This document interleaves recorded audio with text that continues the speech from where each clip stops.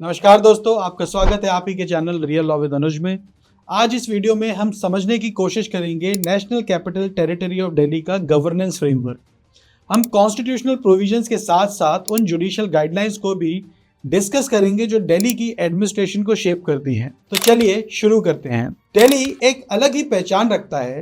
यह एक स्टेट नहीं है, यह एक यूनियन टेरिटरी है जिसमें स्पेशल प्रोविजन है article 239AA of the constitution of India, जो कि 69th कॉन्स्टिट्यूशनल अमेंडमेंट एक्ट 1991 के थ्रू लाया गया है। लेकिन सुप्रीम कोर्ट ने यह क्लैरिफाई किया है कि 69th कॉन्स्टिट्यूशनल अमेंडमेंट की वजह से दिल्ली का यूनियन टेरिटरी का स्टेटस चेंज नहीं होता। आर्टिकल 239 जो यूनियन टेरिटरीज को गवर्न करता है अभी भी दिल्ली पर फुल्ली एप्लीकेबल है। जब हम बात करते हैं दिल्ली की तो एक बहुत ही इंपॉर्टेंट क्वेश्चन हमारे दिमाग में आता है कि दिल्ली में जो एलजी हैं, लेफ्टिनेंट गवर्नर, उनका रोल क्या है। एलजी दिल्ली गवर्नेंस का एक सेंट्रल फिगर है। जुडिशियल इंटरप्रिटेशन के मुताबिक एलजी काउंसिल ऑफ मिनिस्टर्स के एडवाइस पर ही डिपेंडेंट नहीं है उन मैटर्स में जो लेजिस्लेटिव असेंबली के अंडर आते हैं। काउंसिल ऑफ मिनिस्टर्स के डिसीजन एलजी को कम्युनिकेट करना जरूरी है। यदि कोई डिसीजन कम्युनिकेट नहीं किया जाता एलजी को तो वह डिसीजन मान्य नहीं होता। अगर एलजी किसी डिसीजन से डिसएग्री करते हैं तो वह मैटर प्रेसिडेंट के पास रेफर किया जाता है और फाइनल प्रेसिडेंट जो डिसीजन लेते हैं वह डिसीजन मानना पड़ता है। यह प्रोविजन आर्टिकल 239AA क्लॉज 4 के अंदर दिया गया है और साथ ही 1993 ट्रांजैक्शन ऑफ बिजनेस रूल्स के तहत भी। अब आइए समझते हैं दिल्ली की लेजिस्लेटिव असेंबली की पावर्स एंड उसकी लिमिटेशंस। दिल्ली की legislative assembly state list and concurrent list के सब्जेक्ट्स पर लेजिस्लेट कर सकती है।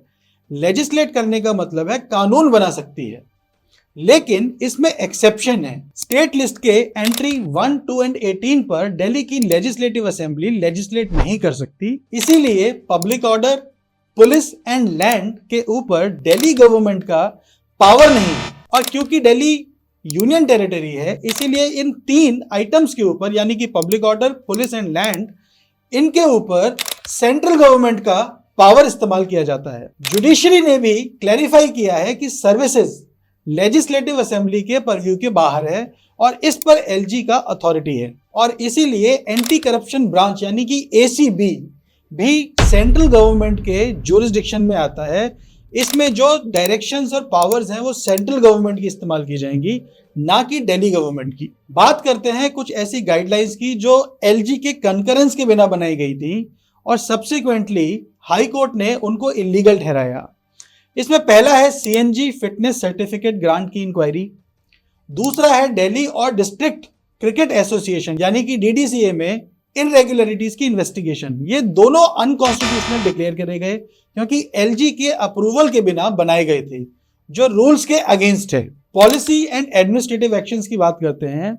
कोई भी पॉलिसी डिसीजन या एडमिनिस्ट्रेटिव एक्शन जो एलजी को कम्युनिकेट ना किया जाए वह एक्शन इलीगल होता है, क्योंकि रूल्स के मुताबिक हर पॉलिसी एंड एडमिनिस्ट्रेटिव एक्शन के ऊपर एलजी की कंकरेंस नेसेसरी है। अब बात करते हैं आर्टिकल 239AB जो प्रेसिडेंट को पावर देता है कि यदि दिल्ली की एडमिनिस्ट्रेशन कॉन्स्टिट्यूशनल प्रोविजंस के मुताबिक फंक्शन नहीं कर रही है तो प्रेसिडेंट रूल को इंपोज किया जा सकता है। कॉन्स्टिट्यूशनल प्रोविजंस के मुताबिक फंक्शन करने का मतलब यह है कि यदि सेंट्रल गवर्नमेंट की कॉन्स्टिट्यूशनल डायरेक्शंस को दिल्ली गवर्नमेंट फॉलो नहीं कर रही है, जो डायरेक्शन सेंट्रल गवर्नमेंट ने दी हैं वो एज पर कॉन्स्टिट्यूशन दी हैं और दिल्ली गवर्नमेंट उनको नहीं मान रही है, तो उस सिचुएशन में असेंबली को सस्पेंड या डिसॉल्व भी किया जा सकता है और प्रेसिडेंट रूल को इंपोज किया जा सकता है। तो कंक्लूजन यह है कि दिल्ली का गवर्नेंस एक डेलिकेट बैलेंस है ऑटोनॉमी और सेंट्रल ओवरसाइट के बीच में। हालांकि दिल्ली की अपनी एक इलेक्टेड असेंबली है, लेकिन जो एडमिनिस्ट्रेटिव डिसीजंस हैं उसके लिए एलजी का कंकरेंस नेसेसरी है और यही कॉन्स्टिट्यूशनल फ्रेमवर्क है। यदि दिल्ली को स्टेटहुड चाहिए तो उसके लिए कॉन्स्टिट्यूशनल अमेंडमेंट लेकर आना पड़ेगा और बिना कॉन्स्टिट्यूशनल अमेंडमेंट के स्टेटहुड को अचीव करना इम्पॉसिबल है। यदि आपको हमारा ये वीडियो पसंद आया तो शेयर एंड सब्सक्राइब करना ना भूलें और ऐसी और लीगल जानकारी के लिए हमारे साथ जुड़े रहें। धन्यवाद।